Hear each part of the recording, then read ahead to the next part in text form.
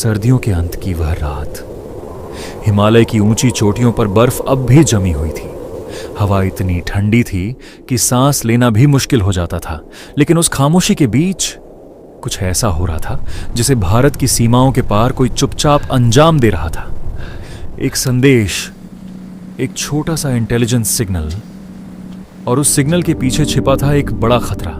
1999 की शुरुआत में कश्मीर के पहाड़ी इलाकों में तैनात एक रॉ फील्ड ऑफिसर को कुछ असामान्य दिखाई देने लगा। यह कोई सामान्य सीमा पार गतिविधि नहीं थी। पहाड़ों के उस पार रात के अंधेरे में कुछ हलचल हो रही थी। कुछ लोग, कुछ परछाइयां जो हर रात थोड़ी और आगे बढ़ रही थीं। पहले तो यह लगा कि शायद यह छोटे स्तर की घुसपैठ होगी, जैसा कि पहले भी कई बार होता रहा था। लेकिन धीरे धीरे तस्वीर बदलने लगी। स्थानीय स्रोतों से मिलने वाली खबरें, रेडियो इंटरसेप्ट और पहाड़ी रास्तों पर देखी गई अजीब हलचल, सब कुछ एक ही कहानी की ओर इशारा कर रहा था। कुछ बड़ा होने वाला था। उस रॉ अधिकारी ने तुरंत एक रिपोर्ट तैयार की, एक छोटा सा संदेश। लेकिन उसके शब्द बेहद गंभीर थे। उसमें लिखा था कि पाकिस्तान की सेना के कुछ दस्ते नियंत्रण रेखा के पार ऊंची पहाड़ियों पर धीरे धीरे कब्जा कर रहे हैं। यह कोई साधारण आतंकवादी घुसपैठ नहीं लग रही थी। यह एक योजनाबद्ध सैन्य चाल हो सकती थी। संदेश दिल्ली भेज दिया गया, लेकिन उस समय यह सूचना बाकी कई रिपोर्टों के बीच कहीं दबकर रह गई। दिल्ली में बैठे अधिकारी उस समय कई दूसरी सुरक्षा चुनौतियों से भी जूझ रहे थे। सीमाओं पर छोटी मोटी घुसपैठ की खबरें अक्सर आती रहती थीं, इसलिए शुरू में इस चेतावनी को उतनी गंभीरता से नहीं लिया गया। उधर पहाड़ों पर समय बीत रहा था। हर गुजरते दिन के साथ कुछ सैनिक और ऊपर चढ़ रहे थे, कुछ और बंकर बन रहे थे और कुछ और हथियार उन बर्फीली चोटियों पर पहुंचाए जा रहे थे। लेकिन नीचे घाटियों में अभी भी सब सामान्य लग रहा था। भारतीय सेना की कई पोस्ट सर्दियों के कारण खाली थी। हर साल की तरह सैनिक नीचे आ गए थे, क्योंकि इतनी ऊंचाई पर कड़ाके की ठंड में रहना लगभग असंभव होता है। यही वह मौका था जिसका इंतजार शायद दूसरी तरफ किया जा रहा था। फिर एक दिन एक और रिपोर्ट आई। इस बार संकेत और भी साफ थे। कुछ ऊंची चोटियों पर दूरबीन से देखने पर अजीब सी गतिविधियां दिखाई देने लगीं। बर्फ में नई पद चिन्हों की लाइनें, पत्थरों के पीछे बने नए ठिकाने। रॉ के उस अधिकारी को अब यकीन हो गया था कि यह कोई छोटी घटना नहीं है। उन्होंने फिर से दिल्ली को संदेश भेजा। इस बार शब्द और भी सख्त थे।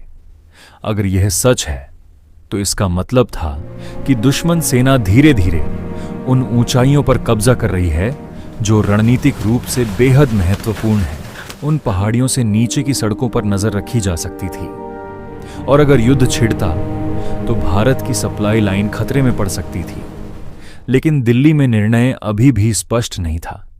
कुछ अधिकारियों को लगा कि यह शायद सीमित घुसपैठ है, कुछ को लगा कि जानकारी पूरी तरह पुष्ट नहीं है, और इसी अनिश्चितता में कुछ और दिन बीत गए।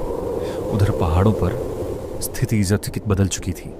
अब तक कई चोटियों पर बंकर बन चुके थे, भारी मशीन गनें तैनात हो चुकी थीं, और उन ऊंचाइयों पर बैठे सैनिकों को नीचे घाटी का पूरा दृश्य साफ दिखाई दे रहा था। मई 1999 की शुरुआत में आखिरकार सच्चाई सामने आने लगी। भारतीय गश्ती दल जब ऊपर चढ़े तो उन्हें एहसास हुआ कि यह कोई साधारण घुसपैठ नहीं है। पूरी की पूरी पहाड़ी लाइन पर दुश्मन पहले से बैठा हुआ था। कुछ जगहों पर तो वे इतनी ऊंचाई पर थे कि उन्हें नीचे से हटाना लगभग असंभव लग रहा था। तभी दिल्ली में भी खतरे की गंभीरता समझ में आने लगी। अब यह केवल एक सीमित घटना नहीं थी, यह एक बड़ा सैन्य संकट बन चुका था। अगर उन पहाड़ियों को वापस नहीं लिया गया तो लद्दाख से जुड़ने वाली मुख्य सड़क लगातार खतरे में रहती, और अगर यह स्थिति और फैलती तो पूरा हिमालयी सीमा क्षेत्र अस्थिर हो सकता था। अब फैसला लेना ही था। भारतीय सेना को आदेश दिया गया कि हर कीमत पर उन चोटियों को वापस लिया जाए। लेकिन यह मिशन आसान नहीं था। दुश्मन ऊंचाई पर था और भारतीय सैनिकों को नीचे से चढ़ाई करनी थी। हर कदम दुश्मन की गोली की रेंज में था। फिर भी सैनिक आगे बढ़े। कई रातों तक बर्फीली ढलानों पर चढ़ाई होती रही, कभी अंधेरे में, कभी बर्फीले तूफान में, और कभी गोलियों की बारिश के बीच हर पहाड़ी, हर छोटी एक अलग लड़ाई बन गई। कहीं रस्सियों के सहारे चढ़ाई हुई, कहीं सीधी चट्टानों पर हाथों के बल चढ़ना पड़ा। कई जवान गिर पड़े, कई घायल हुए, लेकिन पीछे हटने का सवाल ही नहीं था, क्योंकि अब यह सिर्फ एक पहाड़ी की लड़ाई नहीं थी, ये भारत की सीमाओं की लड़ाई थी।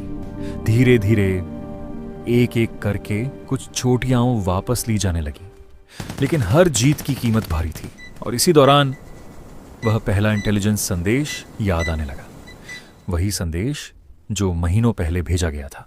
अगर उस समय खतरे को पूरी तरह समझ लिया जाता, अगर तुरंत कार्रवाई होती, तो शायद यह लड़ाई इतनी कठिन न होती। लेकिन इतिहास में अगर का कोई मतलब नहीं होता। जंग अब शुरू हो चुकी थी। जुलाई 1999 तक भारतीय सेना ने कई अहम चोटियों पर फिर से कब्जा कर लिया। धीरे धीरे दुश्मन को पीछे हटना पड़ा, लेकिन इस जीत के पीछे असंख्य बलिदान छिपे थे। बर्फ में लिपटे पहाड़ उन सैनिकों की कहानी हमेशा याद रखेंगे जिन्होंने असंभव लगने वाली लड़ाई को संभव बना दिया। और उस कहानी के पीछे एक और कहानी भी छिपी है, एक चेतावनी, एक छोटा सा सिग्नल जो समय पर आया था। लेकिन कभी कभी इतिहास हमें यही सिखाता है कि युद्ध सिर्फ मैदान में नहीं हारे या जीते जाते, कभी कभी वे फैसलों की मेज पर भी तय होते हैं। और 1999 की कारगिल की उन बर्फीली चोटियों पर भारत ने यह कड़वा सबक बहुत करीब से सीखा था कि सीमा पर खामोशी कभी कभी तूफान से पहले की खामोशी भी हो सकती है। उम्मीद है कि आज का यह वीडियो आपको थोड़ा बहुत सोचने पर मजबूर कर गया होगा। और अगर इस वीडियो ने आपको जरा सा भी छुआ हो तो नीचे कमेंट सेक्शन में जरूर बताइए आपको यह वीडियो कैसा लगा, अच्छा या बुरा। आपकी राय मेरे लिए बहुत ही कीमती है। अगर आपको यह वीडियो पसंद आया हो तो एक लाइक जरूर कर दीजिए, क्योंकि आपका एक छोटा सा लाइक इस चैनल को आगे बढ़ने की प्रेरणा देता है। और अगर आप ऐसी ही रहस्यमयी और सच्ची घटनाओं पर आधारित वीडियो देखना चाहते हैं तो हमारे इस चैनल को जरूर सब्सक्राइब कर लीजिए। आज के लिए बस इतना ही। धन्यवाद। बहुत जल्द मिलते हैं एक नई और रोमांचक वीडियो के साथ।